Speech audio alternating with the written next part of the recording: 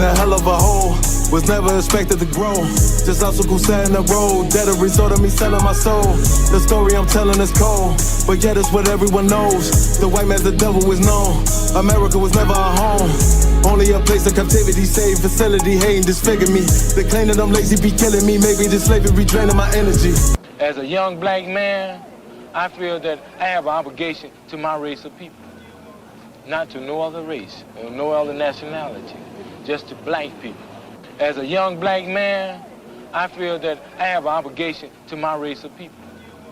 Not to no other race, or no other nationality, just to black people. But there's so many lies that we believe and so many doctrines within doctrines in the Christian church. Like they say, plead the blood of Jesus. What the hell does that mean?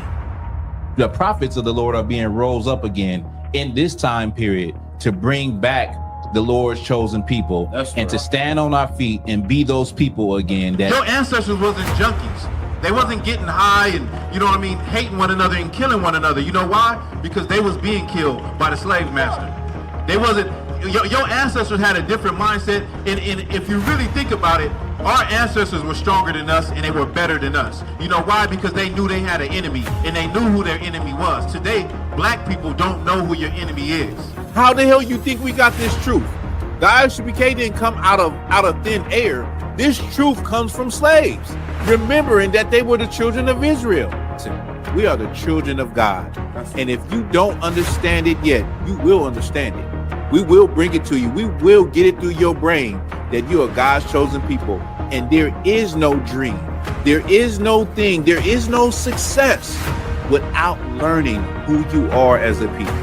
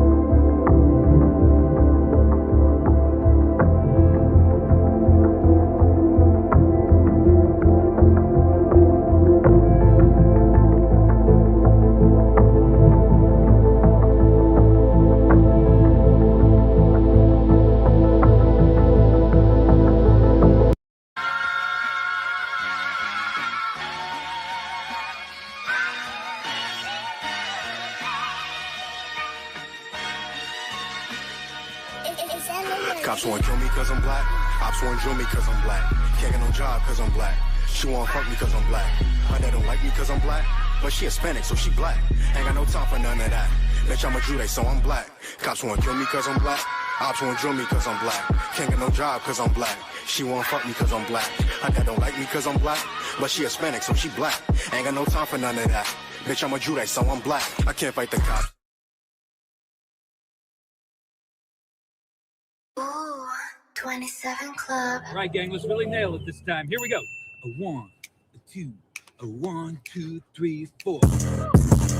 Been in this shit for some years, I ain't never left.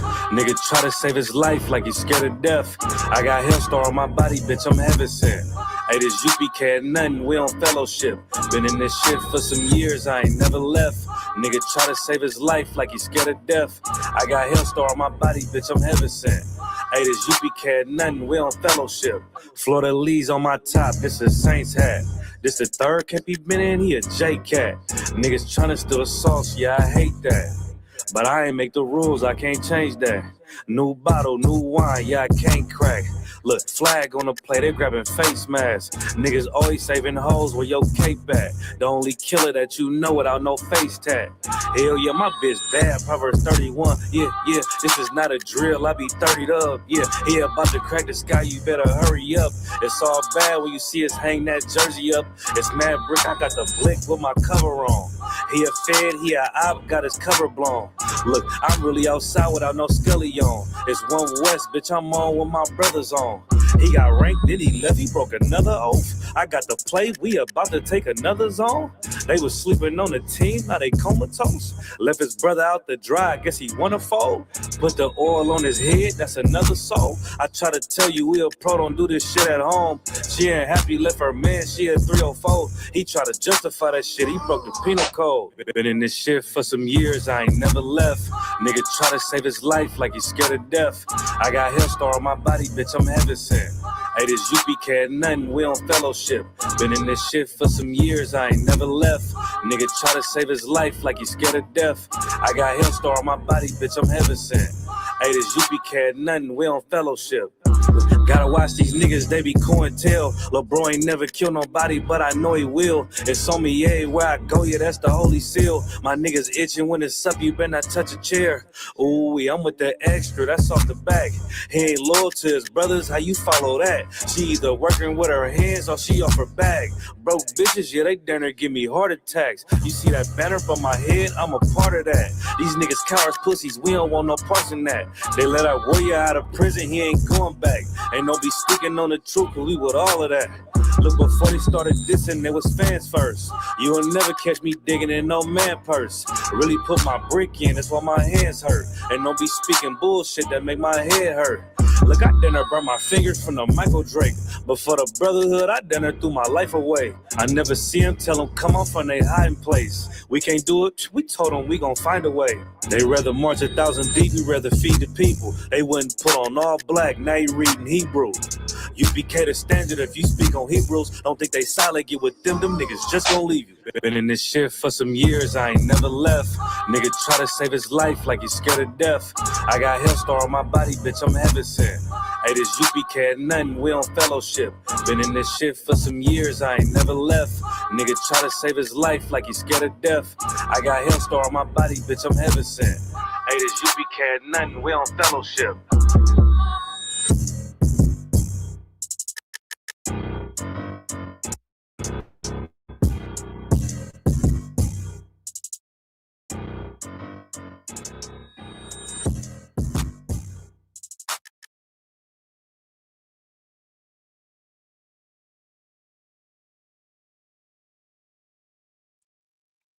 All right, let's pop it up.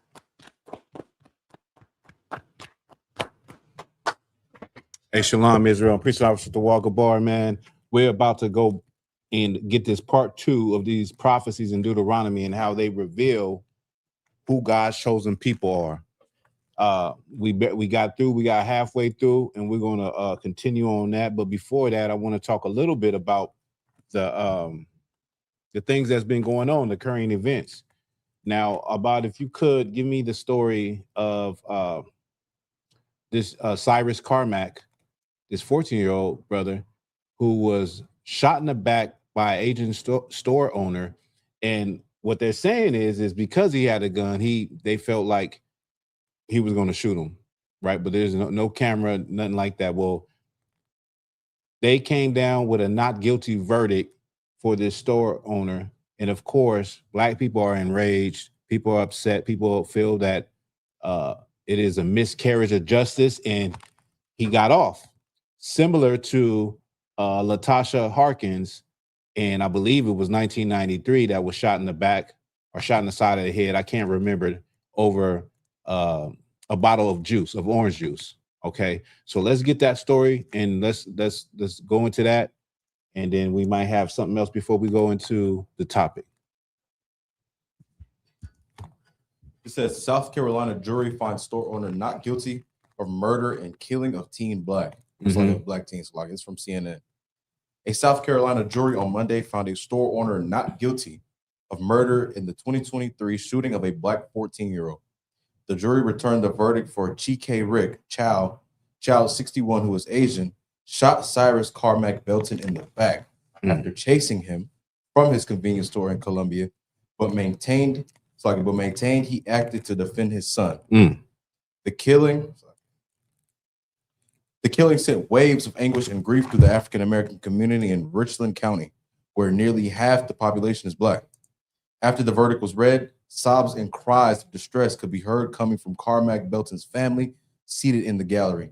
Child sat silently frozen before slowly blowing his head onto his interlocked hands. Prosecutors and a defense lawyer in closing arguments painted different pictures of the 2023 shooting. Prosecutors said Child acted in anger because he wrongfully thought the teen had stolen 4 bottles of water from the store. A defense lawyer said Child fired to defend his son only after the teen pointed a gun at him. This case is not about a shoplifter. This case is about a father who sees a gun pointed at his son and had to make a decision. Defense attorney Sean Kent told jurors during closing arguments.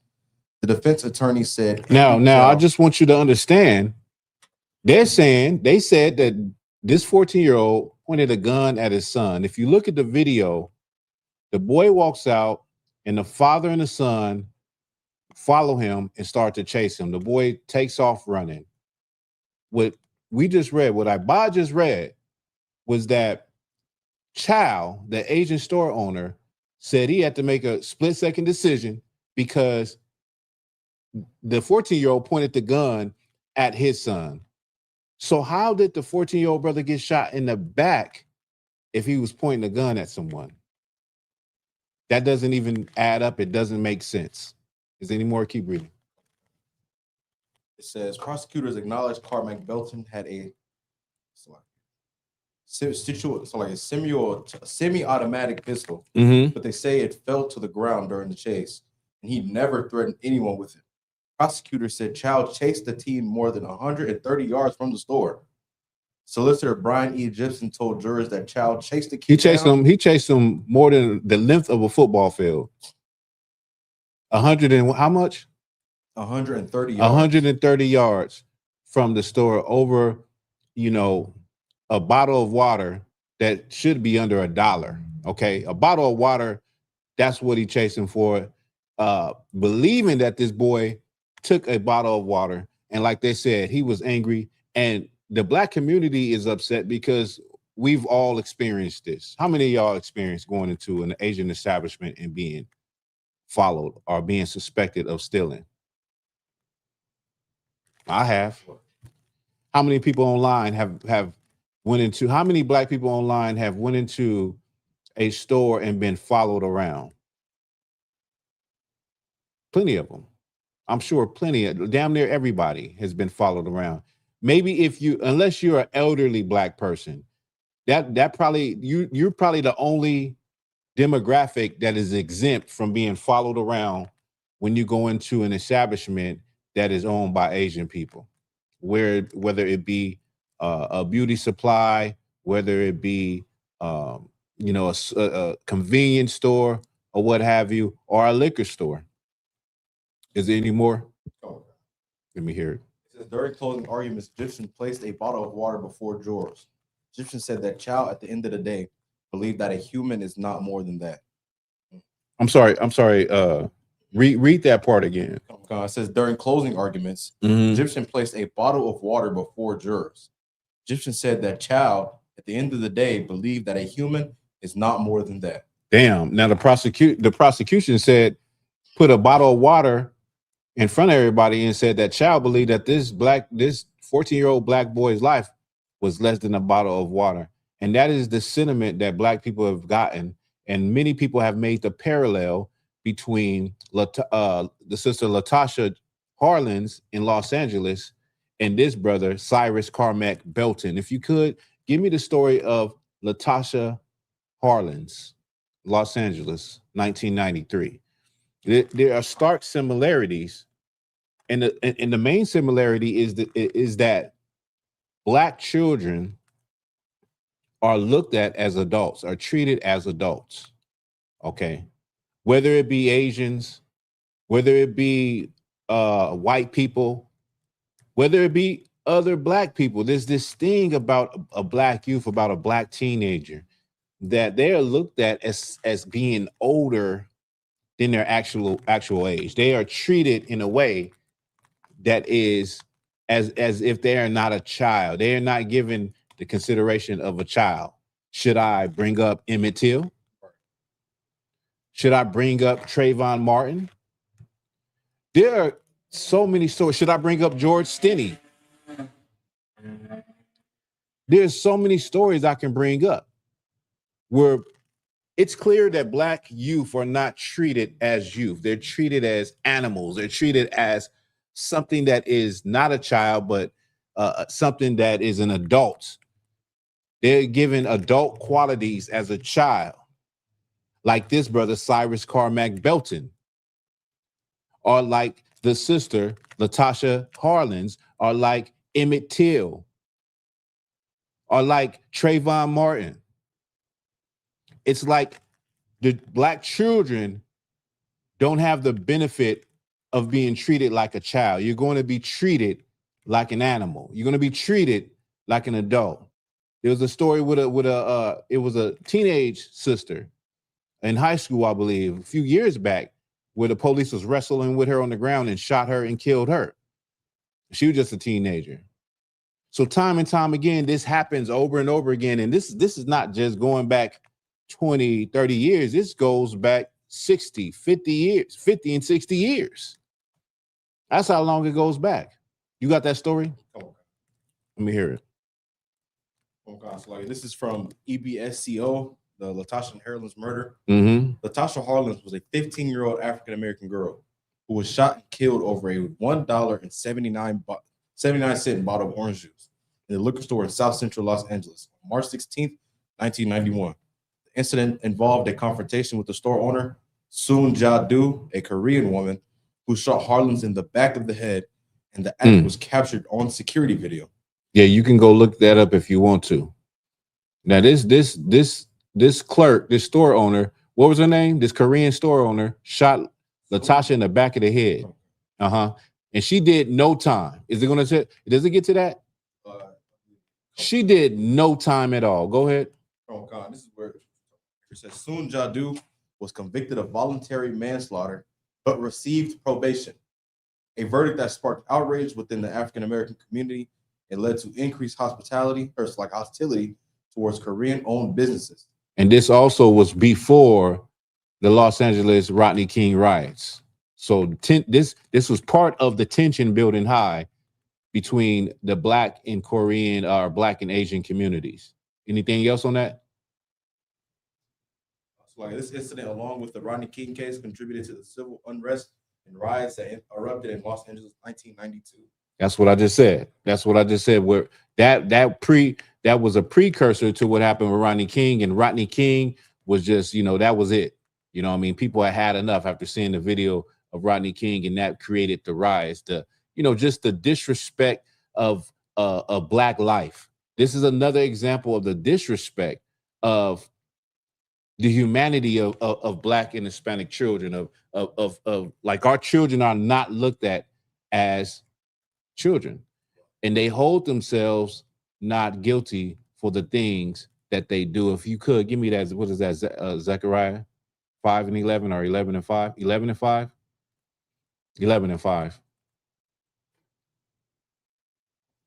I understand that black people are upset right now. I've seen black people say, now's the time to not support any Asian business right now. But are our people actually going to do that? Right. Now, individually, yes, you're going to have black people that said, this is my last time patronizing an Asian business. I'm not going back to an Asian business.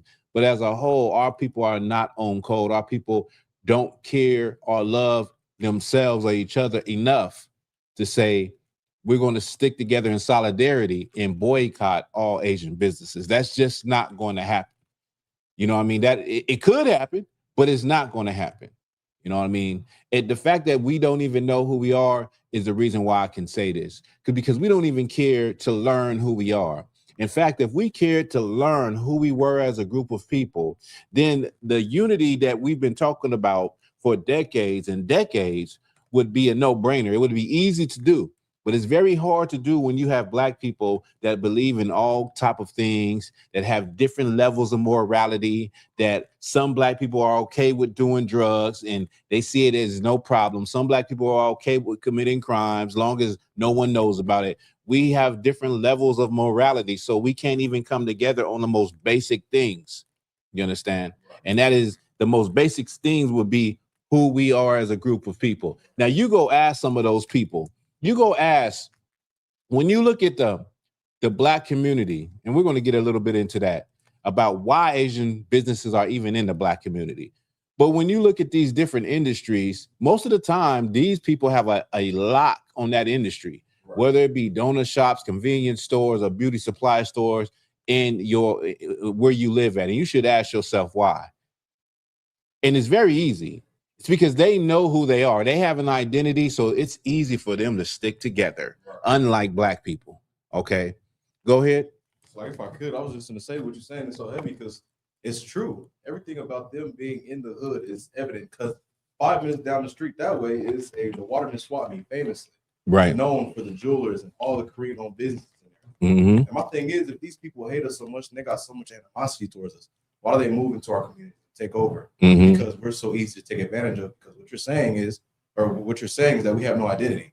So since we have no identity, it's so easy for them to come in and take over our communities. We don't know who we are, so they're gonna come over and take advantage of the liquor stores, the beauty supply stores, the jewelers, all of the donut shops. So it's like you're saying, what you're saying is heavy because it starts with us learning who we are first. That's right. It starts with them. Exactly, and you definitely on point with that. It's like we cannot, we don't have any foundation, but everybody else around us does. And because we are a lost sheep, we're a lost people, we accept everything.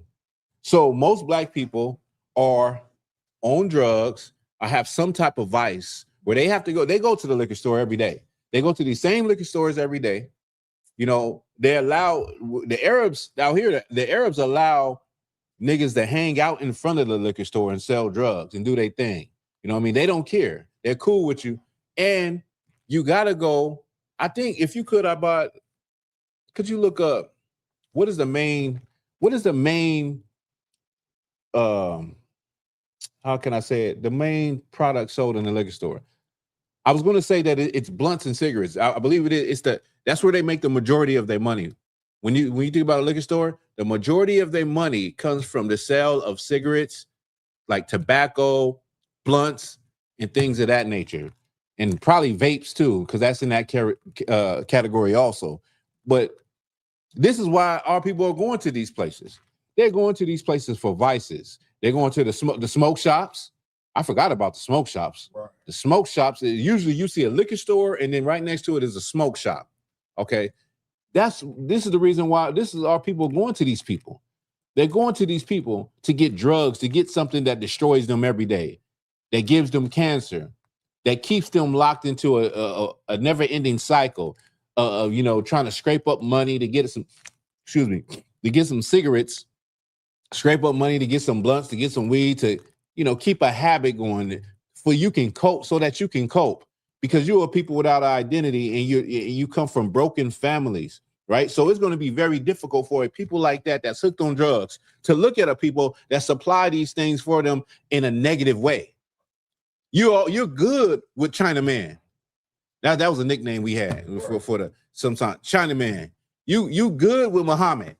You're good with them in your hood because they supply you blunts and cigarettes and alcohol, the same thing that is destroying you every day. So it's hard for you to look at them like, okay, you'll look at them like, okay, I know, the Asian man killed the 14-year-old, but I ain't gonna look at Chinaman that is in my neighborhood like that. I ain't gonna look at it like, man, none of y'all should be in my neighborhood making money off of my people, taking that money out of my community, and you would never hire me.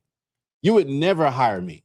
You understand? You would never say, hey, they would never look at your people and say, and see the poverty of your people, see you struggling.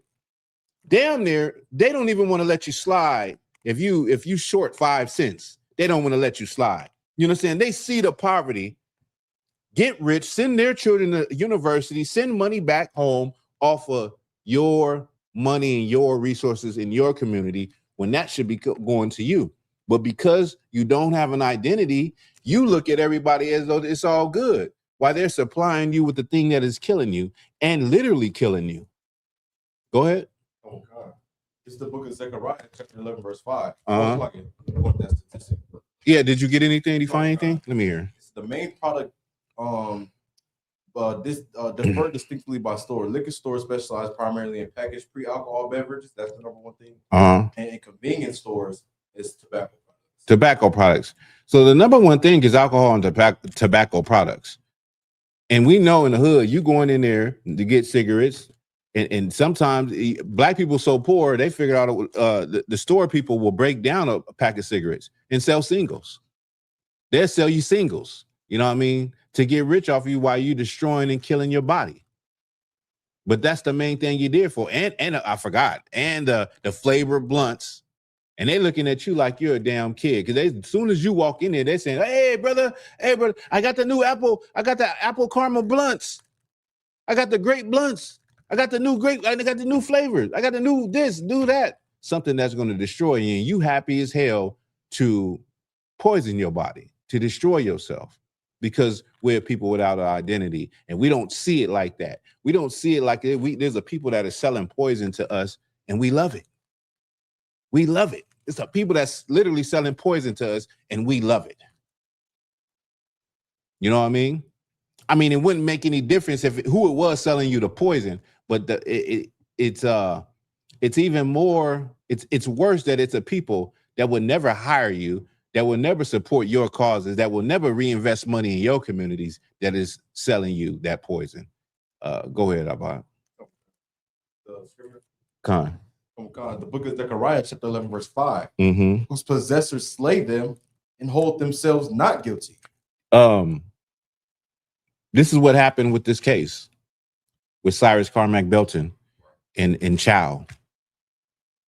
They held themselves not guilty, and black people are upset at Asians, but that's rightfully so. But there's one more thing you need to remember, is that this whole system and this setup is created by the white man. This judicial system is created by your oppressor for people to get off, for people who have money and have the means to get off, for them to slap you in the face with an unfair verdict because of racial prejudice. It's simple as that. If you're a black person and you have a firearm and somebody kills you and you have a firearm in your possession when you die, what this case is basically saying is that you are a free life. You are a free life that someone can take. You are a free life that somebody can get off, because what are they going to do?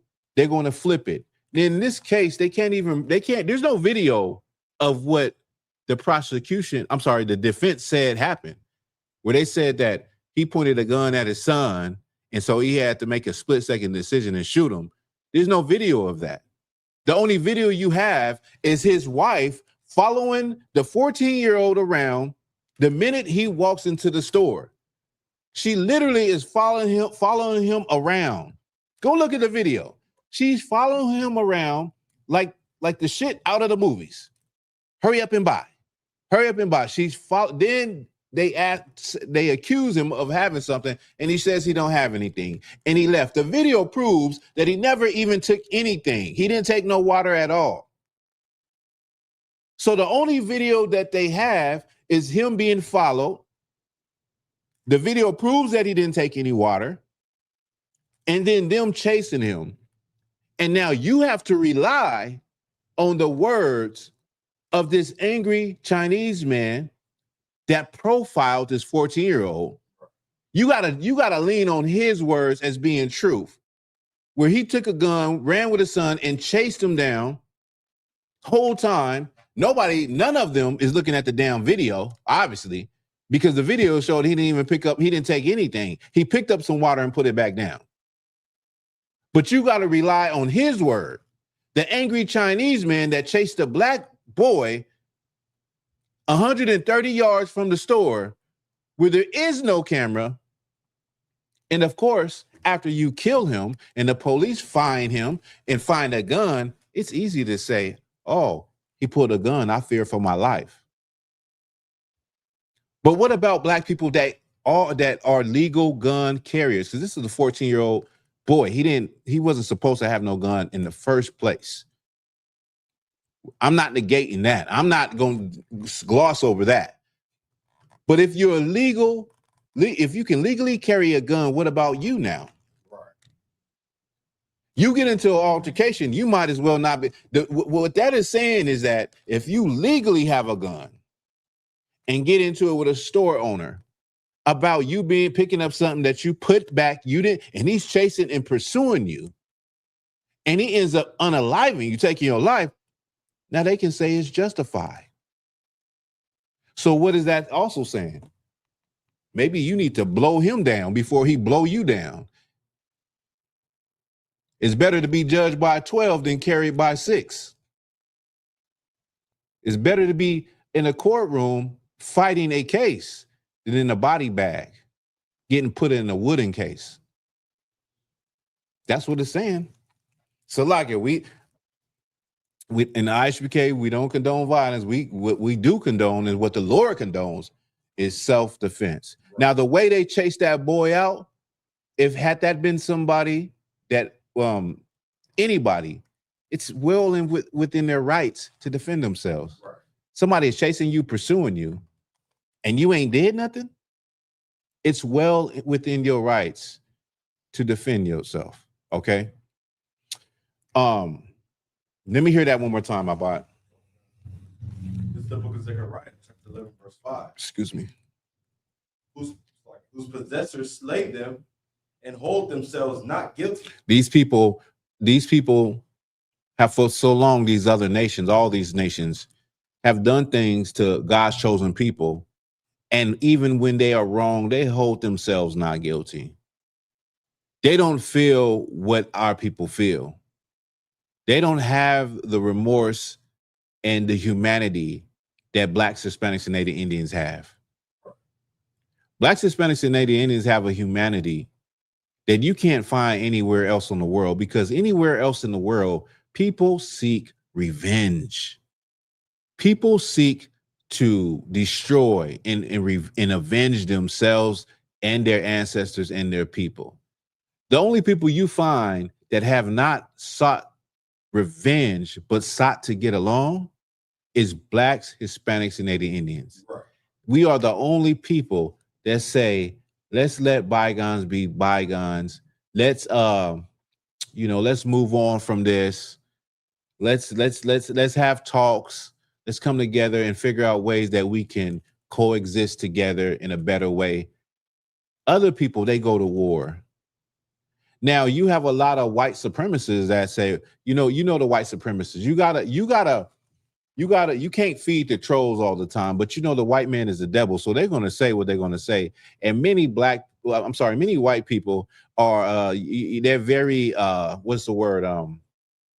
I don't know if I can find a word for the things that they saying. Like basically that this 14-year-old, he deserved it because he had a gun and he shouldn't have robbed the place. A lot of them, their brains work on a one-track, hate rail. So they kind of like, they only see a lot of times they only see Democrat, Republican. You know what I mean? They only see one way, and the Lord created them one way. You know what I mean? To say black people are criminals and white people don't do no crime. White people are just benevolent and they don't do any crime. They don't commit crimes. They don't annihilate their families. They don't commit the most sexual crimes. They don't do none of that. They're just lily white and crime free. And we know that's a lie. But one of the things that they say is that he shouldn't have had a gun. The thing about this whole situation is, I said it earlier, a 14-year-old should not have no gun, right? But let's rewind before we knew he had a gun. How many times have you been inside of a supermarket and you've been around somebody that had a concealed gun? You don't know. Right. The point is, people are all around you, wherever you at, unless they have metal detectors. They're all around you in public spaces with legal or illegal guns, and you never knew it. You never knew it because no crime was committed. You never knew it because there was no incident that happened. You never knew it. So bump the gun thing. Let's go back to the fact that he was racially profiled and he didn't steal anything. He was accused and chased down and he didn't do anything. Let's go back to that. But see, they have a one-track mind and a low IQ, and they're so full of hate, which is it's all good. It's okay. It's okay that they cannot see the truth. They cannot see the common sense and the logic in the situation, because white people only feel compassion when it's their people. And a good example of that is the white woman on the train, Irina Zaruski or something like that was stabbed. Also, Austin Metcalf. White people were so angry about that with Carmelo Brown. Is that his name? The brother that supposedly stabbed the white football player. Yeah. They upset about that. They're upset, but they never read the police report. I read the police report. Austin Metcalf was a bully. Unfortunately, he effed around and found out, but he was the aggressor in the police report. But they never read that. You know what? It doesn't even matter, because they identify with their people and they feel compassion for other white people. When it's black and brown people, they assume that you are the criminal. And black and brown people, you need to start assuming every time there's a situation, there's another race that is involved against black and brown people, you need to start assuming they are the criminal instead of assuming your people are wrong and always the criminal. Okay? I bought, where we at? You said what? Was there any more on that? Come on. Let me hear it. And they sell them, and they that sell them say, blessed be the Lord, for I am rich. So this goes into, you know, this is twofold, because this goes into also ancient times when the Israelites went into captivity, all the way into the modern time of the transatlantic slave trade. You can use this for the Africans that rounded up Israelites and sold them to Europeans, and you can use this for the Europeans. Read that again. Oh God. And they that sell them say, blessed be the Lord, for I am rich. They say, blessed be the Lord, for I am rich. And you can literally go into history and parallel this up with the Europeans was taking things out of the Bible in order to make slavery seem like it was good and seem like it was fundamentally Christian, like it was something that God ordained, when it was never that.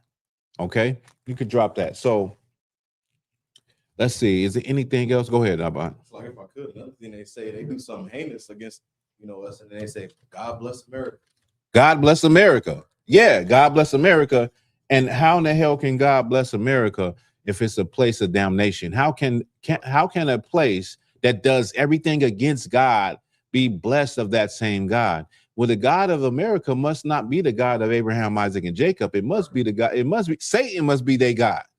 Satan, the Zionists must be their God. The Moloch must be their God. That must be their God. Baal must be their God. Not the God of Abraham, Isaac, and Jacob. Not the God in the Bible. If we could, so let's get to get back on to our topic now.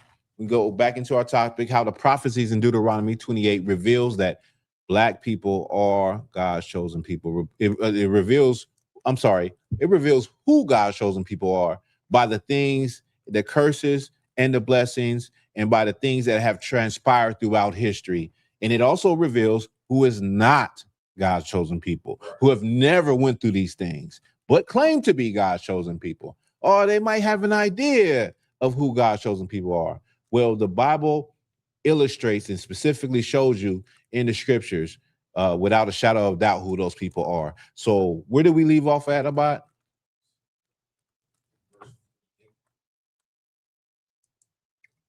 Let's hear it. Let's see if I can remember the last thing we talked about.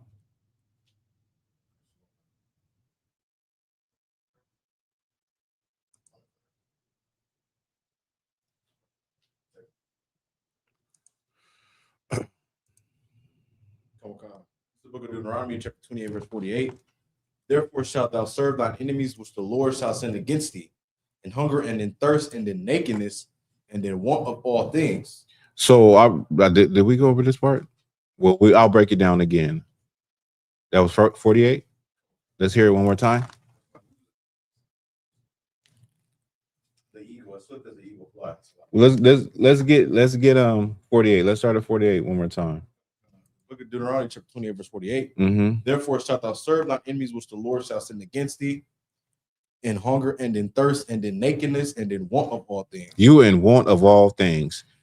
What illustrates this so clearly right now with the brother, the 14-year-old that was just unalive and the Asian man got off not guilty, is a miscarriage of justice. You are in want of true justice.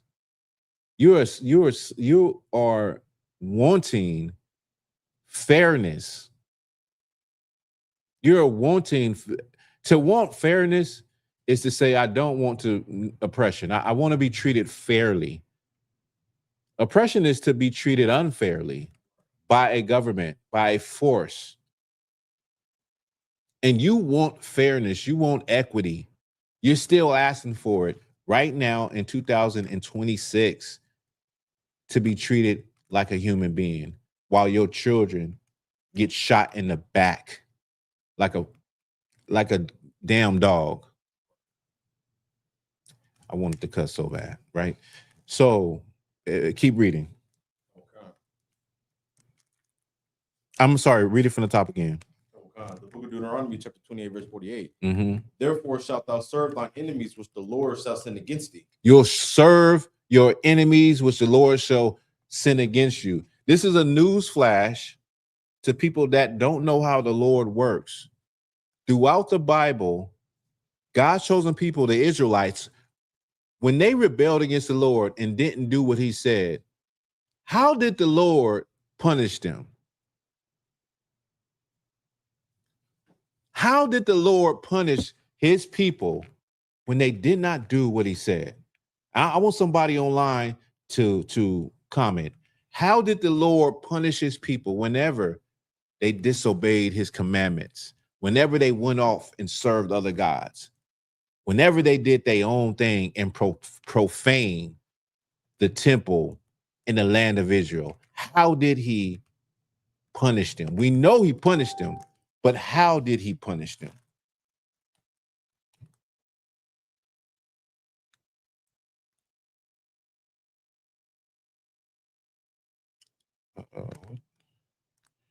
Let me see.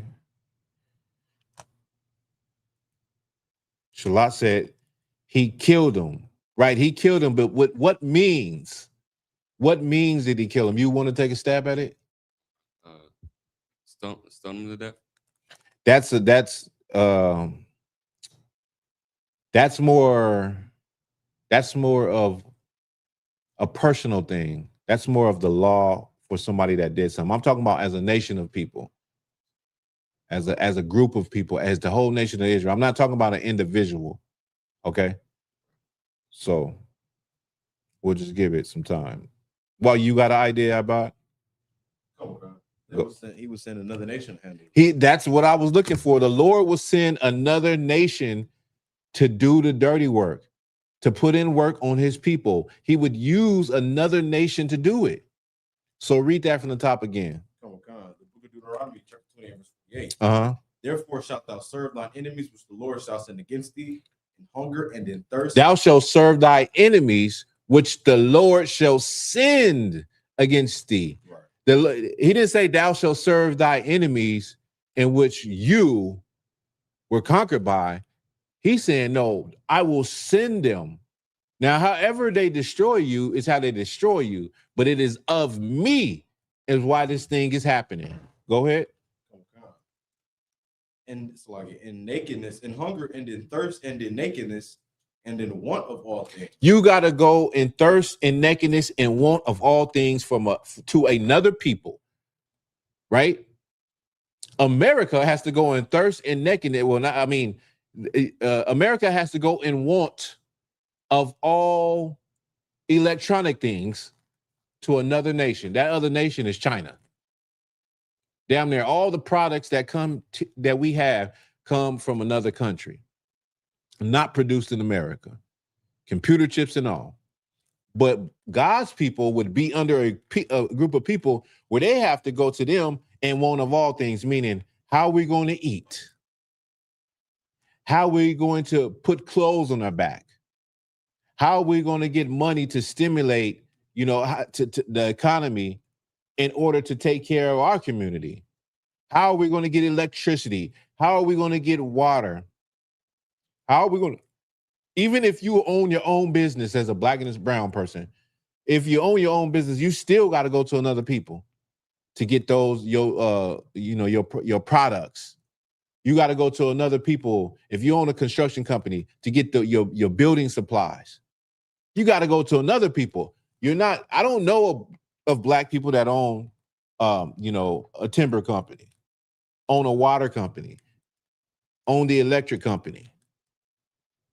When you get to the top, who's owning all of this stuff? Right. Another nation of people that is not you. Keep reading that, Bob. And he shall put a yoke of iron upon thy neck until he have destroyed thee. And he shall put a yoke of iron upon your neck until he have destroyed you. That is physically, and it is literally. I'm sorry, and it is spiritually. It's literally, meaning physical, and it's spiritual, meaning your ancestors literally had yokes of iron put on their neck in West Africa. Yokes of iron put on their neck in America. Spiritually, you have a yoke of iron on your neck in America. It's called oppression. It's called, waking up and working. I just seen a video where a brother has a excellent trade. When I was growing up, they say you should have got you a trade, get you a skill, get you a trade, so you have a good job and that makes good money and you can, live and retire and all of that good stuff. I just seen a video where a brother was like working a good, excellent trade that you would think he is surviving. He's making good money, but barely able to pay his car note and his house note. And he's struggling. And he's saying, why is that? Like, my whole life I was told to get a trade and to go into this field. Now he was doing construction. They was literally building a supermarket. But anyway, he was like, this is the hard, gritty work that they tell you, the old timers told you, get you a trade, get you something, that hard work, pull yourself up by your bootstraps. But yet I'm barely surviving. Why is that? You're barely surviving. It's hard for everybody. Read that again. And he shall put a yoke of iron upon thy neck until he have destroyed thee. That's that yoke of iron. That's a spiritual yoke of iron. Until he have destroyed you. It's called oppression. It's called poverty. For some reason, people think that people that live in poverty don't want to do better for themselves. Right. I don't know why people think that. Some of the smartest people are people that live in poverty. Some of the wisest people are people that live in poverty. Some of the, nicest people are people that live, below the poverty line. You know what I mean? Some of the most deserving people that would work a job live below the poverty line. Right. You can't get the job. You're not in the right place at the right time. You know what I mean? Keep going. Verse 49. The Lord shall bring a nation against thee from far, from the end of the earth. As swift as the eagle flieth, a nation whose tongue thou shalt not understand. So the Lord was going to bring, this is the curse to the Israelites. The Lord was going to bring a nation from the ends of the earth as swift as the eagle flieth. I believe the Assyrians had the symbol of the eagle. Let's just see.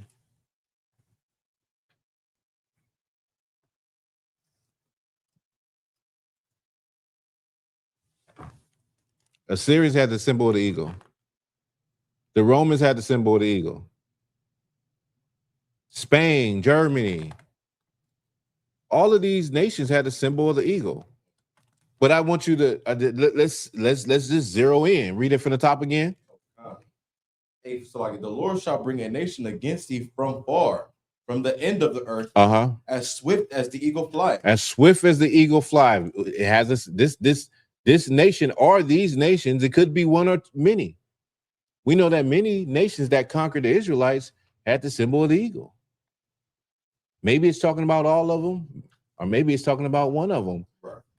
This is a twofold precept. You could use it. You could interchange this because many people had a symbol of eagle, right? Go ahead. As swift as the eagle flieth, whose language, what did it say? Whose tongue? A nation whose tongue thou shalt not understand. The tongue meaning the language. You wouldn't understand their language, meaning the Israelites would speak a different language from these people. You wouldn't understand the words that were coming out of their mouth. Go ahead. It's like a nation of fierce countenance. A nation of fierce countenance. These people, their countenance was fierce. How they looked. They had a fierce countenance. Go ahead. Oh God. Which shall not regard the person of the old, nor show favor to the young. They would not regard the person of the old, nor show favor to the young, which is something that Israelites would do, something that God's chosen people would do. They would show respect unto their elders.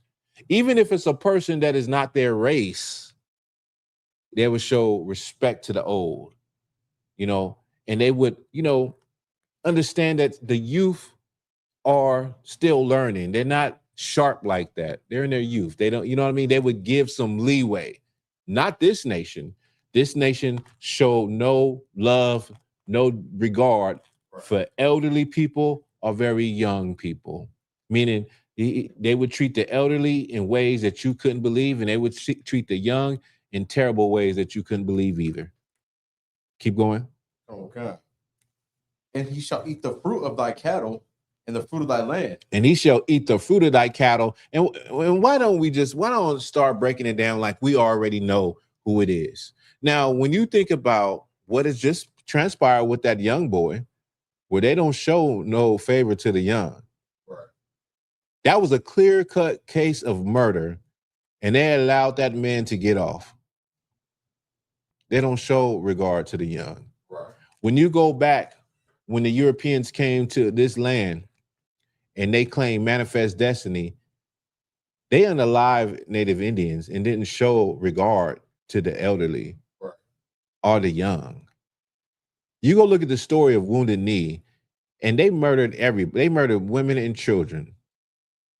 You understand? You go and look at the records, and I got some records of what Black people said. You go and look at the records of how they treated children, and some of those stories will make you cry. They showed no favor to the young, and they worked Black people until they were old and gray. They showed no regard for the elderly. Right. A nation of fierce countenance. Okay, keep going. Oh God. Like, and shall eat the fruit of thy land until that be destroyed. And they ate the fruit of the land. When they came over and took this land from the Native American Indians, they killed off what was it about? 30 million or 300 million? The buffalo? Yeah. They killed off, I believe it was 300 million buffalo. They didn't even eat the buffalo. They hired white men to come and hunt buffalo. Paid them to come and hunt the buffalo. United States government hired white men. That's where one of the white men get his name, Buffalo Bill. Buffalo Bill gets his name because his claim is that he killed 4,000 buffalo. And they were killing the buffalo just to get to the Native American Indians, to starve the Native American Indians. Go ahead, Abad. Oh God, I said it was over 40 million buffalo. Okay, let's run it back. Excuse me. The 40 million buffalo. And then what was the number after they killed all of them? Oh, from what it was to what it went. Yeah, after they killed the buffalo. Yeah, you could go look that history up of Buffalo Bill. Buffalo Bill was known for killing. He got famous, and he was renowned for saying that he killed 4,000 buffalo. And they killed these buffalo. And you can go Google it. Go Google it. There's mountains. There's white men standing on mountains of buffalo skulls. And they did that in order to starve the Native American Indians. They chased them and pushed them out of the good lands. Go ahead, Abad. It says the overall American bison population plummeted from an estimated starting peak from 30 million to 60 million animals, down to a devastating ending number of fewer than 1,000 survivors. Fewer than from 30 million? From 30 to 60 million, that was the starting range. And then the ending number was fewer than 1,000. I'm telling you, that was like a virus that swept through America. They dwindled the numbers of the buffalo from between 30 and 60 million down to less than 1,000 buffalo, meaning the white man almost made the buffalo, North American buffalo, extinct, just so that he could starve the Native American Indians, because he knew it was their food source. In Native Indian stories, they would say that the white man would come and he would eat up and destroy the land. He would move from one plot of land to the next plot of land. After he done destroyed this land, he would move on, similar to like a virus or like a parasite that, you know, eats, and once it destroyed that, it moves on. That's exactly what happened. And that is American history. Okay, you should learn it sometime. Where we at? Verse 52. He shall besiege thee in all thy gates. He shall besiege thee in all thy gates, meaning he shall go to war with you in all thy gates. That's twofold. That is modern time. That is the old time. That is the ancient time. That is the time of Jerusalem. He shall besiege you. We can read that. We can read that right in Babylon from Timbuktu. Go ahead, Abad. Read that again. Oh God. And he shall besiege thee in all thy gates until thy high and fenced walls come down. Until thy high and fenced wall. Jerusalem was surrounded by high walls. Okay. But figuratively, any place would have a perimeter. Any encampment, any city would have a perimeter. Native American encampments had a perimeter. Everything would have a perimeter so that intruders can't get in. Those intruders would eventually get in if you did not keep the law, statutes, and commandments. You would eventually see your life change if you turned from serving the Lord, which is what this is saying and what actually happened in history. Keep going. Until thy high and fenced walls come down, wherein thou trustedest through all thy land, and he shall besiege thee in all thy gates. He shall besiege thee in all thy gates. And it said, where thou trusted, meaning you trust that. Like there is an invisible wall in America too, right? It's called the border. And it's called Homeland Security, right? That's an invisible wall of security that people have. They live in this invisible bubble of America that, you know, a missile can't hit America. America will never fall. It would always be the greatest nation forever and ever. We know that's a lie. We know that that's not reality according to the Bible. But that's the idea, is that they trusted in those walls in Jerusalem. They trusted in that even when not following the law, statutes, commandments, and doing their own thing. Okay. And then even after that, as Israelites are spread to the four corners of the earth and setting up civilizations, they still trusted in those other gods and not God and not the Most High. And so those walls came crushing down. They were besieged, meaning an enemy came on the other side of those walls. Go ahead, Abad. And he shall besiege thee in all thy gates throughout all thy land, the Lord thy God hath given thee. And thou shalt eat the fruit of thine own body, the flesh of thy sons and of thy daughters. Now, this is historical. Now, this is something that actually happened in the siege of Jerusalem. If you could, Abad, we have I'm sure we do have Babylon from Timbuktu. If it's not right here, there's one in that bookshelf in the back, in that back room, if it's not right here. And let's get that. Let's get what is that? I believe it's page 87. we'll read a little history about what we're reading right now in the Bible. Somewhere around there.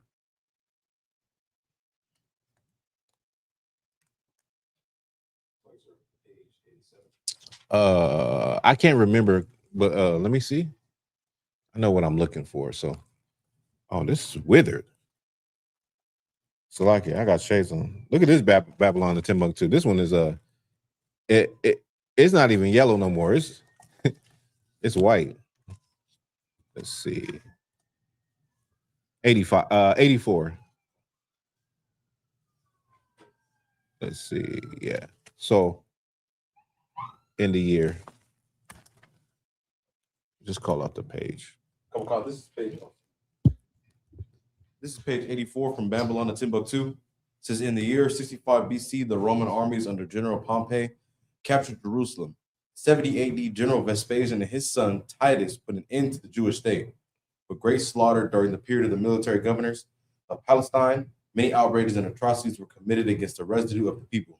During the period from Pompey to Julius, it's been estimated that over 1 million Jews fled into Africa, fleeing from Roman persecution and slavery.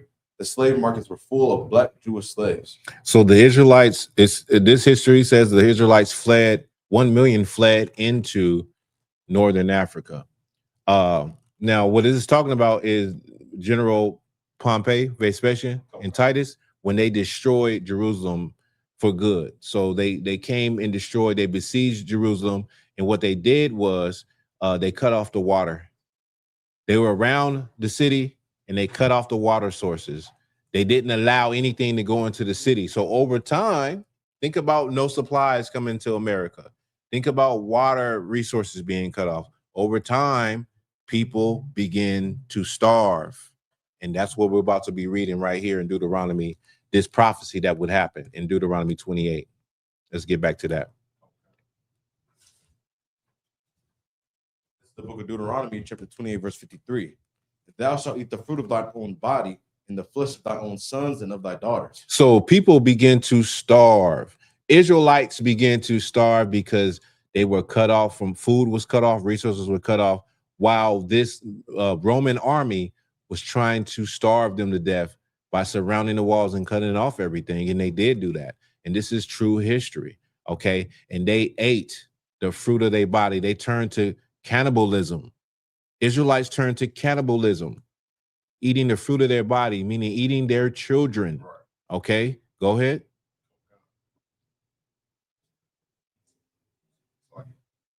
Which the Lord thy God hath given thee in the siege and the straitness, in the siege and the straitness, or thine enemies shall distress thee. So in that siege, in that straitness, while you was distressed and you were starving, this is what God's people turn to. Go ahead. Verse 4. So that the man that is tender among you and very delicate, his eyes shall be evil toward his brother, and toward the wife of his bosom, and toward the remnant of his children, which he shall leave. This is, and I just had this thought about, this is oppression right here. Like, this is what happens when you're in poverty. The point I'm making is that we did an interview. This was a month ago. I can't remember who it was, but they were talking about how in the streets, people were happy during the era of the when they was giving out the money, the PPP loans and all of that, the stimulus money. People were happy in LA, right? Like, people you normally would be beefing with, you'll see them in the streets and they'll see you, y'all enemies, and y'all just look at each other and nod each other up and go about your business.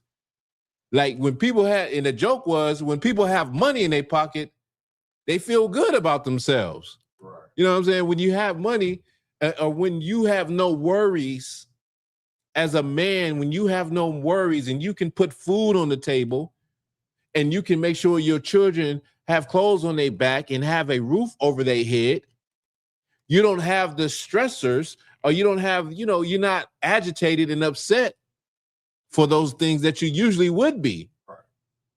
But when you are in a fight for your life and you struggling to get by and you working and your check look like this, or you can't get a job or something like that, your brother becomes your enemy. Right. Everybody is an enemy because life ain't good. Read that from again. We just unlocked a new breakdown right there. Go ahead. The book of Deuteronomy, chapter 20, verse 54. That the man that is tender among you and very delicate, his eyes shall be evil toward his brother. His eyes shall be evil to his brother. He wasn't evil to his brother, but because of this siege from the Romans and because what is going on around the gates of Jerusalem, now everybody is the enemy. Now I hate my own brother now. I hate him.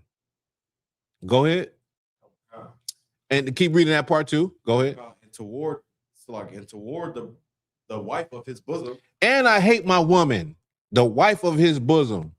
And I can't get along with this woman. I can't get along with this bitch. I can't stand this bitch. Because of this siege, it done changed this man to hate his brother, to hate his woman. Go ahead. And toward the remnant of his children. And his children, the children that he have left. Because remember, you were pushed to cannibalism to eat your children. So the remnant of his children, he hate them. He have an evil eye towards his children. He would leave his children. He would tell his children, you on your own. I can't deal with your mama. I can't deal with her. You on your own. Keep reading. This is mind blowing though. But go ahead. Which he shall leave. Mm-hmm. So he will not give to any of them that of the flesh of his children, whom he shall eat. He would not get. It said, so let's slow it down. Who he will leave, meaning it just talked about his wife and his child, the evil eye towards them.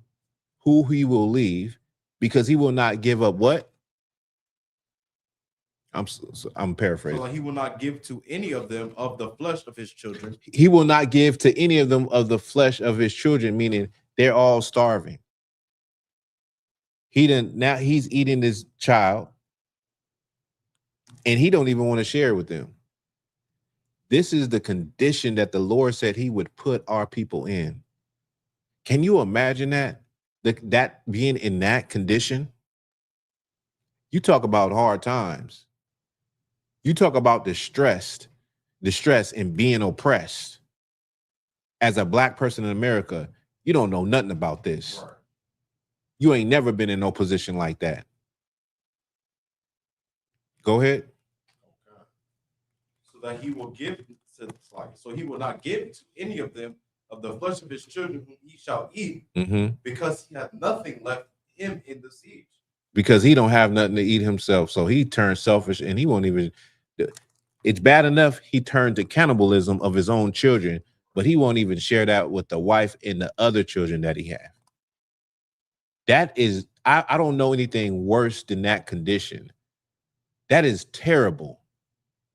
And that is something that the Lord would do to his people. And it did happen. It's written in history. It's literally written in history. It's written in the records. Go ahead, Art. And in the straightness wherewith thine enemies shall distress thee in all thy gates. The tender and delicate woman among you. Now it's talking about the woman. Go ahead. Which would not adventure to set the sole of her foot upon the ground. For delicateness and tenderness. Her eyes shall be evil toward the husband of her bosom. Now the woman, she wouldn't even put her foot on the ground, meaning she wouldn't put her, Israelite woman would not even put her bare foot on the ground. You know, I see women walk barefooted now. She wouldn't even do that out of being so soft and tender. Now she done turned evil, and she done turned an evil eye to her husband, to her man, the man that the Lord gave her. Now she hates him. She can't stand him. You know, if he can't, if he can't pay all the bills, she don't want to be with him today. She turned evil. He turned evil towards her and the children. Go ahead. And toward her son and toward her daughter. And toward her young one that cometh out from between her feet. So she would turn evil to her, the fruit of her womb. It says the young one that come from between her feet, meaning they come from between her legs. They come out of her body. Right. She would turn evil to that daughter, evil to that son. This is a curse. You understand? Go ahead, Abba. Okay. And toward her children which she shall bear, for she shall eat them for want of all things, secretly in the siege and straitness. It says she shall eat her children for one of all things secretly in the siege. The man did it openly, but the woman would do it secretly. Go ahead. Okay. For she shall eat them for one of all things, secretly in the siege and straitness, wherewith thine enemy shall distress thee in thy gates. If thou wilt not observe to do all the words of this law that are written in this book, that thou mayest fear this glorious and fearful name. Salakia. Let's start 58 over again. That's my bad. Go ahead. Verse 58. And if thou wilt not observe to do all the words of this law that are written in this book, that thou mayest fear this glorious and fearful name, the Lord thy God, the Lord, then the Lord will make thy plagues wonderful, and the plagues of thy seed, even great plagues and of long countenance. So all of those terrible things we just read about the enemy that would come, the prophecy of having the symbol of the eagle, the treatment of how the way the Romans would come and they would besiege the gates and push the Israelites to a level of degree of starvation where they cannibalized their own children and wouldn't even share with the people that were in their family, and how they would have an evil eye, how the man would have an evil eye towards his brother, the woman towards her husband and her children. All of those things were a result of not worshiping the Most High in sincerity, following the law, statutes, and commandments. Read 58 again. I want to break that down. If thou wilt not observe to do all the words of this law that are written in this book, that thou mayest fear this glorious and fearful name, the Lord thy God, and the Lord will make thy plagues wonderful. The Lord will make thy plagues wonderful, meaning it's not a good wonderful. It's a bad wonderful, is what he's saying. The wonderful would be something that you had never seen before, and it would be all bad. What we just read was all bad. And like I said, there's nothing that you can think of right here that no condition you've seen black people in as far as, okay, aside from the lynchings and the burnings, right? When you talk about being pushed to a level of starvation that your only recourse is to look at your smallest child and say, well, damn, I'm gonna have to eat my child in order to survive. That is terrible. That's terrible, but this would happen if you did not fear God and fear the Most High in the glorious name of Yahweh. If you did not fear what the Lord said, was the end result. It was the end result. And the coldest part is this was written as a prophecy, and it did actually happen because, of course, we know the Israelites didn't do it. But you got to understand, like I said this last week, when you're reading the Bible, you're reading, records. You're reading scrolls that were put together by the Greeks,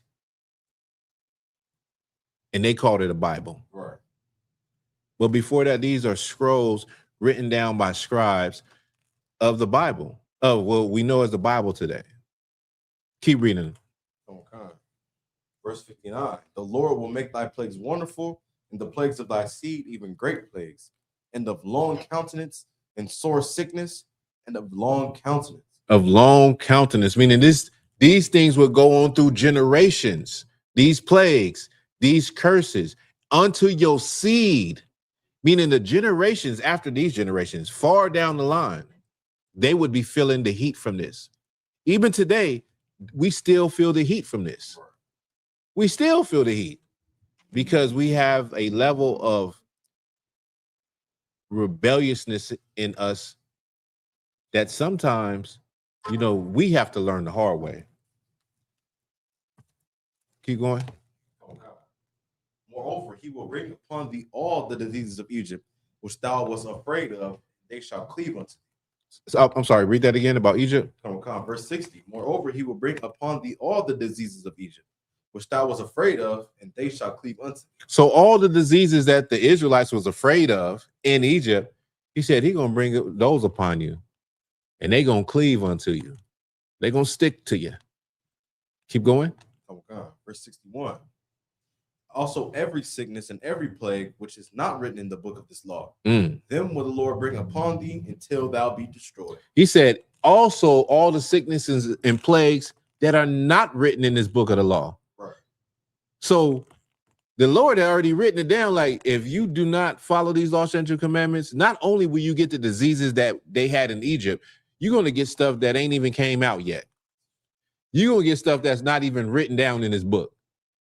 That explains what is the Hunter virus and all of these all of these different things that you think that are new. Well, they are new, but they were already written about before our time. Right. They would cleave unto our people. They would hit our people. Go ahead. Verse 62. And ye shall be left few in number, whereas ye were as the stars of heaven for multitude, because thou wouldst not obey the voice of the Lord thy God. He said we will be left few in number, like we were more than the multitude of the stars in number, and we would be left few in number because of death and destruction and plagues and diseases. And that has basically been what has happened to us. Whenever you want to look at anything, some of the worst killers of black and brown people, all you have to do is look at what's affecting us in our health. The heart disease, the high blood pressure. It's so many things that affect us. And I just learned that I didn't know that dialysis, you could have kidney failure because of high blood pressure. I didn't know that. I was like, damn. So high blood pressure is the cause of a lot of other things that can kill you. And they say that the black people, or the people who went through the transatlantic slave trade, are the number one people with high blood pressure or hypertension, which is, you gotta ask yourself, I mean, is it spiritual? I think it is. I think it's one of them things that wasn't even talked about, written down, that is cleaved unto us because of our disobedience and our ignorance of who God is, and first of all, who we are, and that we should be following the Most High. We should be following the law, statutes, and commandments, and living righteously, okay? And not following our oppressor, living wickedly and eating what he eats, doing what he does, and celebrating what he does. And so we have all of these things like, sickle cell, where they say it's just a black disease. And you can say what you want. I'm not mad at people that say, well, that was created in a laboratory for black people, or AIDS was created in a laboratory to kill all black people.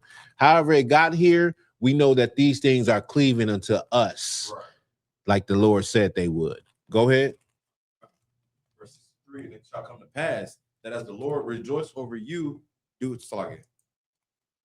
as the Lord rejoice over you to do you good and to multiply you, so the Lord will rejoice over you to destroy you. Damn. And to bring you to naught, and ye shall be plucked from off the land whither thou goest to possess it. Damn, that is, that should put something like that should put fear in your mind. Right. Like, damn, the Lord will rejoice to do good for you, just like your children. You think about a child, and you rejoice to be able to do good things for your children, to be able to provide good things for your children. Imagine being rejoicing to do something evil to your children. It happens. It happens. You know when it happens? When your child has disobeyed you, and they made an ass of themselves and embarrassed you in public, or went to school and acted a fool, or just did something they were never or not supposed to do, and you have to punish them, you will rejoice in punishing them. Right. You it's not that you're actually happy, but you are eager to put the lesson down. You're eager to put your foot down and let them understand you cannot do this. This is the result of this is the consequence of your actions. Right. and you're going to take this punishment because you deserve this punishment. That is exactly what the Lord is saying. He will rejoice in doing bad to us, rejoice in plucking us off the land. The thing about it is the difference is you're just doing something that's very small in the big picture as a parent. When the Lord decides to punish you, that means that you could be leaving this earth. He could be plucking you up out of here. Like, this nigga gone. He's gone. She's gone. This is the last time. They're gone. Get the send the command, send an angel, take 10,000 of them out right now. Gone. It's a difference when the Lord is upset with you as a group of people, right? And we establish how the Lord uses another people to do the punishing. He has always done that. He used the Assyrians against the Israelites. He used the Babylonians against the Israelites. He used the Persians and Medes against the Israelites, the Greeks and the Romans against the Israelites. And of course, Americans against his people, the Israelites, Europeans, Spanish Europeans, English Europeans. He's used Koreans, Moabites against his people. He's used all kinds of people throughout the Bible to use sword as a whipping stick against his people to correct his people. Many of y'all will say, I'm gonna get to that. I'm gonna get to that. Let's just keep going. There's something I want to bring out about that, about him using people, other nations, to do the handiwork. Go ahead. Verse 64, the Lord shall scatter thee among all people from one end of the earth, even unto the other. And there thou shalt serve other gods, which neither thou nor thy fathers have known, even wood and stone. Now we know this, but we know that God's people were scattered across the earth, right? But more specifically, once they're scattered across the earth, they're serving all type of gods. There's archaeology to show that black people in West Africa, Israelites, were trying to serve Hamite gods also. When black people got over here, they were trying to serve white Jesus. And when we look at the wood and stone represents the Christian cross and the Muslim and Islam, Christianity and Islam. How do we know that? Because of the wood and stone. But just in general, in ancient times, people would fashion idols out of wood and stone. Okay. But the most significant idols that we know today in modern times is the Christian cross. It is by far, people are indoctrinated under Christianity. More people are indoctrinated under Christianity or follow Christianity than any other religion. And then Islam would be second. And so Islam is a rock in Mecca that they circle around. You know, they worship.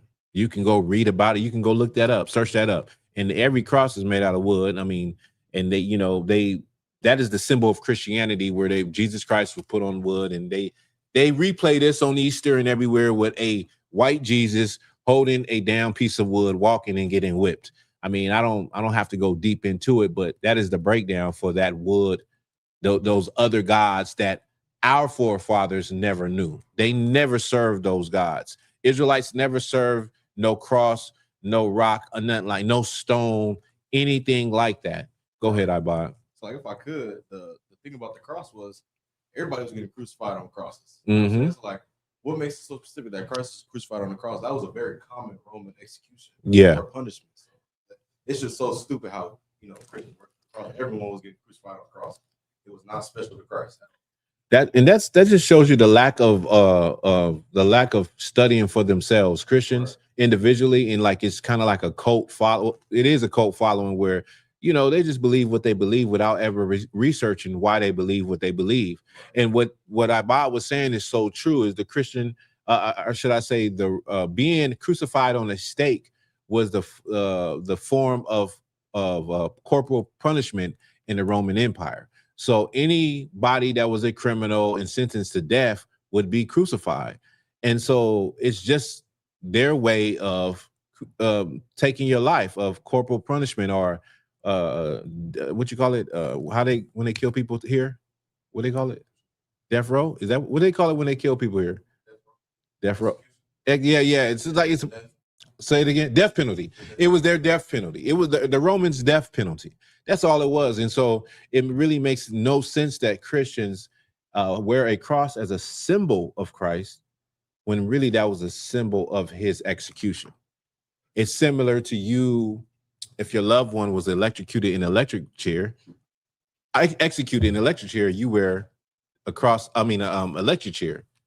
Or if your loved one was killed by a gun, you wear a medallion of a gun on a chain and kiss it as though that's in reverence to them. Same as with a cross. The cross has nothing to do with Jesus Christ, other than the fact that that was the Roman way of execution, and he was put on a cross, crucified on the cross. Keep reading. Verse 65, and among these nations shalt thou find no ease, neither shall the sole of thy foot have rest, but the Lord shall give thee there a trembling heart, and falling of eyes, and sorrow of mind. This is the reality now, even now, where God's people are scattered all over the earth. And let's specifically talk about black and brown people right here in America. And you have trembling eyes and failing hearts. Read it again. Come on, verse 65. And among these nations shalt thou find no ease. You find no ease in this place. You are always accused. You are a legal alien. You are a criminal. You were planning to steal water, rob a convenience store for some water. Go ahead. Read it from the top again. Come on, verse 65. And among these nations shalt thou find no ease. Neither shalt the sole of thy foot have rest, but the Lord shall give thee there a trembling heart, a falling of eyes, and sorrow of mind. You shall have a trembling heart and falling of mind, and what else? And a trembling heart. And a trembling heart, meaning you are always terrified in this place. Right. You can't get rest in this place. It's always a worry of what you need to do to stay afloat in this kingdom. You are always worried about your children. You're worried about yourself, right? You have no rest in this place. There is no rest in America, not for black and brown people, not at all. Keep going. Verse 66. And thy life shall hang in doubt before thee, and thou shalt fear day and day. It's like day and night, and shall have none assurance of thy life. It says your life shall hang in doubt before you. Your life, in a lot of black and brown people's mind, your life is in doubt. You don't know if you're going to be here tomorrow. You don't know, right? You just don't know, what tomorrow brings. And you're always worried. And you're always concerned about this and that. And you have anxiety. And it's so many things that pull you from each way, trying to just survive in this kingdom. Read that again, please. Verse 66. And thy life shall hang in doubt before thee, and thou shalt fear day and night. You shall fear day and night. Your life is in doubt before you. And a prime example of how your life is in doubt before you is because we don't know who we are. And we're raised a certain kind of way in this place. We're not raised with the Lord in mind. We're not raised with a meditation of righteousness and morality and understanding of who's who. Like, we're God's chosen people. The white man is the devil. No one is really for you. And so when you out in the world, you have to behave a certain kind of way. If not, or should I say, because we don't, and because people don't have this, now they're in the world and they're moving a certain type of way where it is a certain kind of energy that comes back and takes their life. Like this 14-year-old that we talked about earlier today. So we don't have the tools to even live right without the truth, without the knowledge that we're getting out of these scriptures right now about what the Lord said 4,000 years ago. We can't even survive. We have a failing heart. Our life is in doubt. It hangs in doubt every day. For Blacks, Hispanics, and Native Indians that don't operate off the basis of the law, statute, and commandments and the morality that is in the Bible. If you're not living that way, your life is in doubt. It hangs in doubt every day. And you could be, by all accounts, a good, quote unquote, good person that don't bother nobody. It does not mean that a car won't hit your car and knock your car off the road tomorrow. It does not mean that a stray bullet won't fly through a window and hit your child tonight. It does not mean that. Your life hangs in doubt, and you better understand that. You better understand it. If you're not doing what the Lord says, you have no protection. Keep reading. Verse 67. In the morning thou shalt say, would God it were even. And at even thou shalt say, would God it were morning. Your ancestors woke up in the morning and said, I wish it was the evening time. I wish the day was over already. You know why? Because they had to get up, eat some damn slop, and stand in the beaming sun for 16 hours picking cotton. You understand that? Your ancestors felt like, man, I wish the day was gone already. I wish it was over already. Your ancient ancestors felt the same way. Why? Simply because they was not fearing the Lord, and they didn't have the knowledge to. But now we have the knowledge to. Keep reading, Abad. Verse 68. For the fear of thine heart wherewith thou shalt fear, for the fear of sight of thine eyes which thou shalt see. Verse 68. So for the fear of the heart which thy fear, and for the fear of what thy eyes see. I'm paraphrasing. For the things that you see, and just the natural fear that you have, you wish, like, you know, at nighttime, it'd be morning time. You wish the night to be over. The things that you've seen in your life, the things that you see happen to other Black people, the things that you see when you get pulled over by the police, stuff like the experiences that we have as people, as a group of people, as individuals, we would be in fear of our life all the time, all day long. Go ahead. Verse 68. And the Lord shall bring thee into Egypt again with ships. Oh my goodness. This is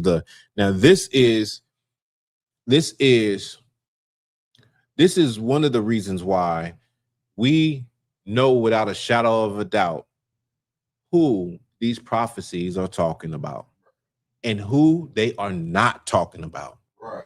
This is a bedrock scripture in the I.S.U.P.K since 1969, where the Lord decided to reveal this truth of Blacks, Hispanics, and Native Indians being God's chosen people. Right. Let's get it. And the Lord shall bring thee into Egypt again with ships, by the way whereof I spake unto thee. Thou shalt see it no more again, and there you shall be sold unto your enemies for bondmen and bondwomen, and no man shall buy you. It's just so much in this precept. First of all, we start off with saying the Lord will send you into Egypt again with ships. Now, we are when this is being spoken to, the Israelites, they're in the wilderness, and Moses is telling them this. So you're talking about Egypt is really not that far away, and it's really not a point to hop on a boat and go to Egypt. It's not a logical thing to say, like, or to think. For the people, the naysayers, the people that say, oh yeah, this is talking about walking back down to Egypt. This is not what it's talking about. It is talking about going into slavery. How do we know this? Because Egypt is a Greek word, right? And in Exodus 20:1, the Bible says that Egypt is the house of bondage, meaning Egypt is a metaphor for bondage. It's being used in 68 as a metaphor simply for bondage. You will go into Egypt again, but it adds something extra to that.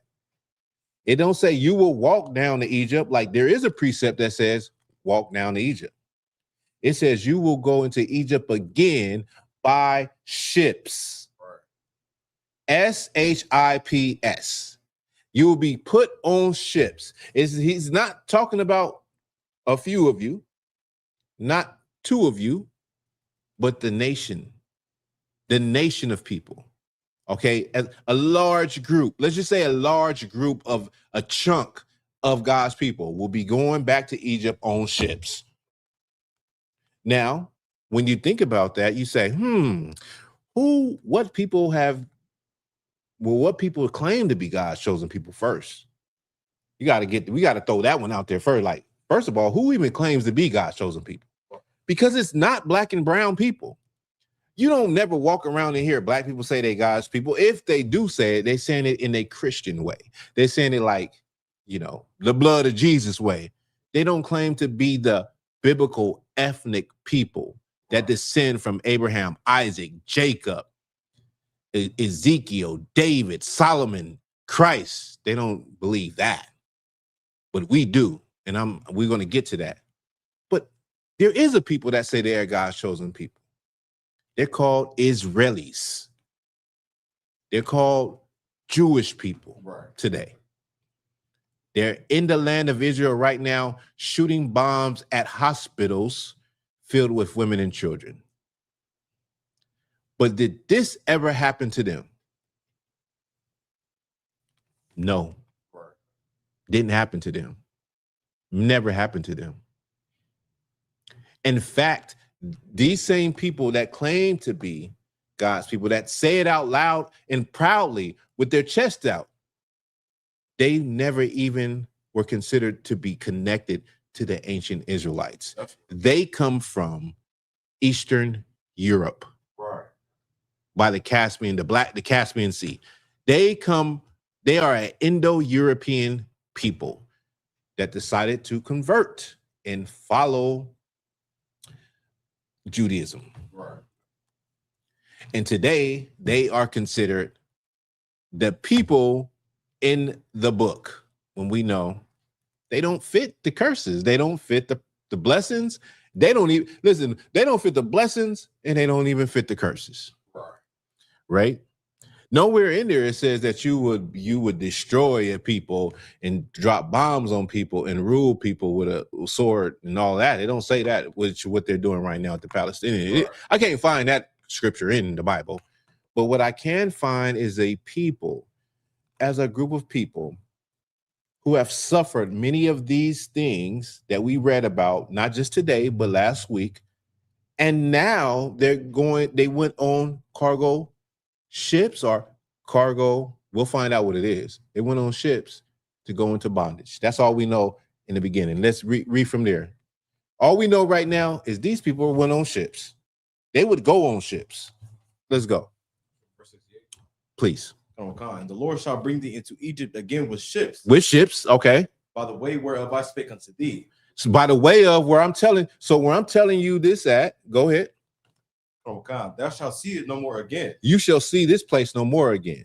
If this thing happens, it comes to pass because of the curses and you not following God, you are going to go into ships and you will not see this land where I'm telling you this at.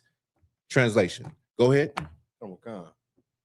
Thou shalt see it no more again, and there you shall be sold unto your enemies for bondmen and bondwomen. You shall be, and there, when you go in bondage, into bondage by these ships, you will be sold to your enemies, meaning people who are not your people. Sounds familiar. As bondmen and bondwomen. That means slave men and slave women. This is not indentured servitude. This is slavery. This is chattel slavery. Now, this never happened. This only happened to one group of people that I know in history. Listen, I'm not the, I had a little bit of technical college, like the 8-month college. I'm not the smartest, person, you know what I mean? But I think I know a little history about who are the people, the only people in the world to be put on cargo slave ships and be sold by their enemies in chattel slavery. I know it didn't happen to the people who claim to be God's chosen people in Israel today, but I know it did happen to a certain group of people. I know it did happen to black people. And guess what? A lot of y'all don't know that it happened to Mexican people, that it happened to Dominican and Puerto Rican people either.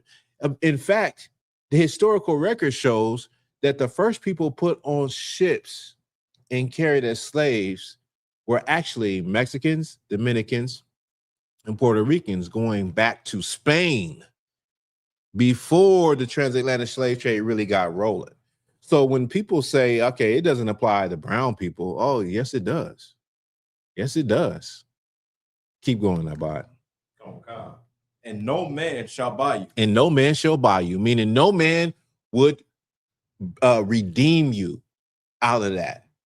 And guess what? Nobody redeemed black people out of the transatlantic slave trade. Nobody came and bought them out, purchased them, and freed them. That didn't happen. So we see the curses point to specific groups of people. It points to Native American Indian people. It points to Mexican people, and it points to black people, or should I say Hispanics when I say Mexicans, because it's a broader group there. We're talking about the West Indies and the Yucatan Peninsula, and we're talking about Central America. And so these are the people that have experienced these curses in real time, in real history. You can't find other people that have experienced everything we read about in Deuteronomy from front to back in its entirety, other than these black and brown people. Right. And that tells you who God's chosen people really are. It is black, Hispanics, and Native American Indian people. That proves who he is talking to. That proves who the Bible has always been talking to. In fact, the Bible is the law, statutes, and commandments, the prophecies, and the history of one nation of people. It is the Israelites of the Bible. Blacks, Hispanics, and Native Indians, you are the biblical ethnic Jews of the Bible, and no one else is. Anybody else that's saying they are imposters. And in fact, when you look over there in the land of Israel today, you are literally witnessing the greatest case of identity theft the world has ever seen. All right. And with that, that's the class. Let's clap it up. One more thing, I bought before we close out. I almost forgot, but I said I wanted to talk about this. How the Lord uses other people. Let's get that. Let's get how the Lord uses. Give me the scripture, no people. I will use the no people. And we're going to end with this. Because this, I'm so glad I remembered it. Because this you might ask, people have asked this question, I'm sure, in their head before. And the question I'm talking about is 32, give me 32, 32 and 21. Yes, Deuteronomy 32 and 21. The thing is, people say, okay, well, how? So well, we established this earlier, that first of all, the Lord uses other nations to punish his people, and he has always done that. Now, when you look at Psalms 83, you see all the nations that conspire against God's chosen people. When you look at the history of the different kings in the different nations, like it's Assyrians, Babylonians, Persian Medes, Greeks, the Lord used these nations to be a punishing stick on his people for our disobedience to following him.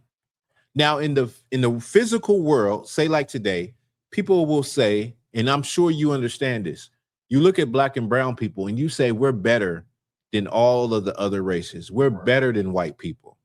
And I've even heard black people say, how is it that the white people were able to put black people in slavery? Because we're just, physically better, intellectually better in all of those areas. The reason they were able to do that is because the Lord used them to do that. He allowed for that to happen. If we were righteous and morally sound as far as doing what the Lord said, that could never happen to us. Right. We could never be conquered. We could never be enslaved. We could never be shot in the back and nobody is punished and get off scot-free. That would never happen. But the Lord has used these people to provoke you to anger, to provoke you, for you to ask the question, how could this be? For you to go in your room and yell and punch a hole in the wall and say, how is this? It's because the Lord allowed it to happen. The Lord wants you to be provoked to anger. And then you'll start asking the question, why? Why did this happen to us? Does God hate us?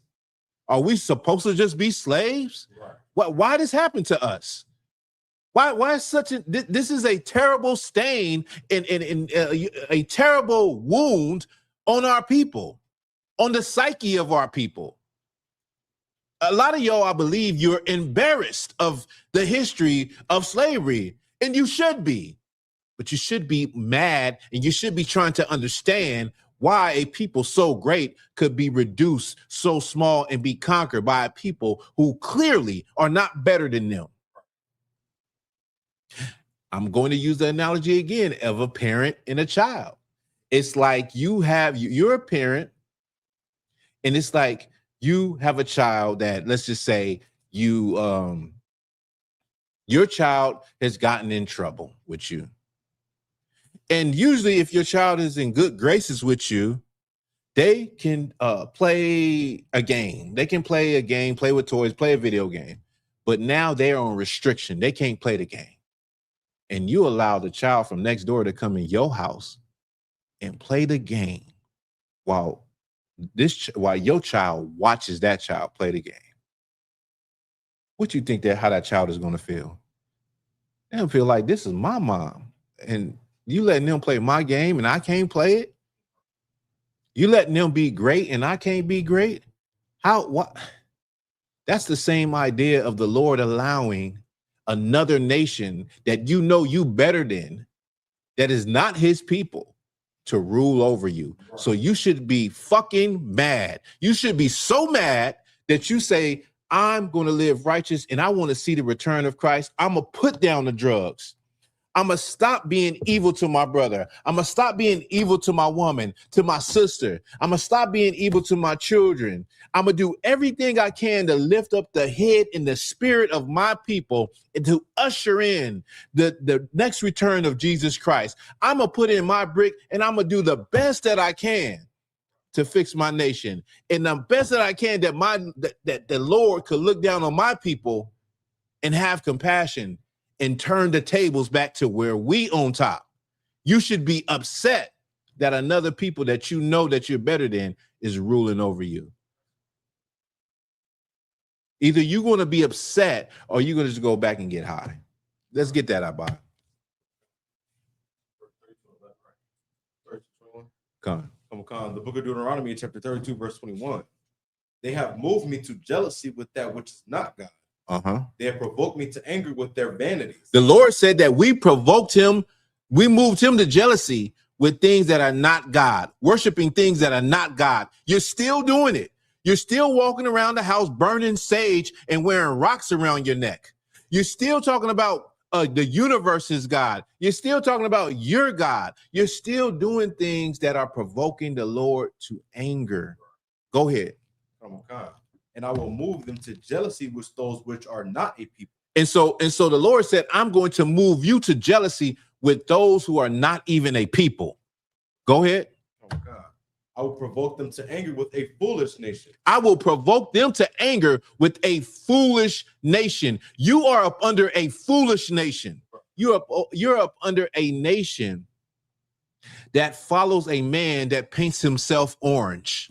You're up under a nation that follows a man that can't even articulate himself properly as the what did you call it? As the president of the United States. You are up under a people, right, who says that it is okay for two men to adopt a child and raise it, and said that's a loving family. You are up under a foolish nation, and you should be upset about it. Go ahead, I.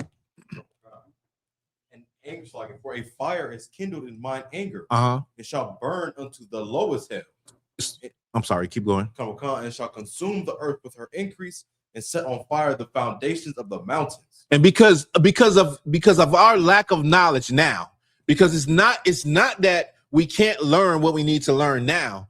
It's more about us being foolish and ignorant and not wanting to get out of the mindset and stop following our oppressors' ways, right? And because of the fact that we don't want to serve the Lord and we're doing everything that we want to be doing, and we did it back then, the Lord's anger was kindled. Right. Like when I said what happened in Jerusalem when the Romans came and destroyed it and got around the gates and wouldn't allow water to come in, food to come in, and the Israelites was pushed to starvation to where they cannibalized their kids. You got to ask the question, why is the Lord doing this to us? Why are we going through this? You're reduced to eating your kids. You have to any wise person would have asked the question, Lord, why is this happening? Why are we put in this position?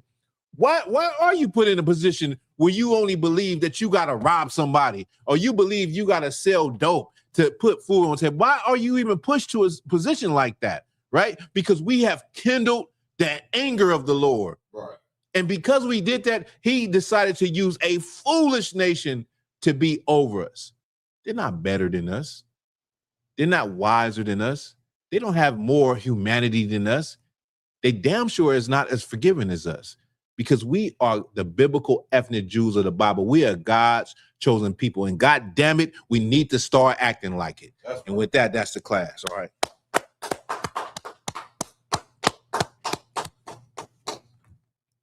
All right. The water Israel for y'all rocking with me. Give y'all some shout outs. Trooper Shakat. Trooper I.S.U.P.K Shalat up in here. Sister Kapa was up in here. Princess Asa was up in here. Kalmaz Baf was in here. Sister Barata now was in here.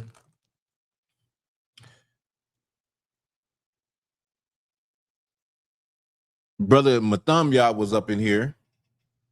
And yes.